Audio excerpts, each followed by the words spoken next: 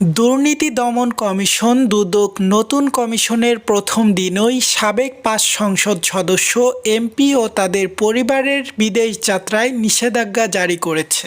গত বৃহস্পতিবারে এই সিদ্ধান্ত নেওয়া হয়। নিষেধাজ্ঞায় থাকা ব্যক্তিরা হলেন ফেনীর ১ আসনের আলাউদ্দিন আহমেদ চৌধুরী নাসিম, ভোলা ৩ আসনের নূর নবী চৌধুরী শাওন, হবিগঞ্জ ৩ আসনের আবু জাহির, নোয়াখালী ১ আসনের এইচ.এম. ইব্রাহিম এবং লক্ষ্মীপুর ২ আসনের নূর উদ্দিন চৌধুরী নয়ন। উল্লেখ্য, এই সপ্তাহের শুরুতে সদ্য পদত্যাগ করা স্বরাষ্ট্র মন্ত্রণালয়ের জননিরাপত্তা বিভাগের সিনিয়র সচিব ডক্টর মোহাম্মদ আব্দুল মমিন দুদকের চেয়ারম্যান হিসাবে নিয়োগ পান। তার সঙ্গে কমিশনার হিসাবে দায়িত্ব নিয়েছেন অবসরপ্রাপ্ত জেলা ও দায়রা জজ মোহাম্মদ আলী আকবর আজিজ এবং ব্রিগেডিয়ার জেনারেল অফ হাফিজ আহসান ফরিদ। দুদকের এই পদক্ষেপ দুর্নীতি প্রতিরোধ কমিশনের সক্রিয় ভূমিকা তুলে ধরেছে বলে মনে করেছেন সংশ্লিষ্টরা। সো হেই বন্ধুরা, আপনারা দেখছেন এইসে গ্লোবাল নিউজ, সাথে আছে আমি হুসাইন আহমেদ। সকল আপডেট সবার আগে পেতে আমাদের চ্যানেলটি সাবস্ক্রাইব করে একটা লাইক করে আমাদের সাথেই থাকুন।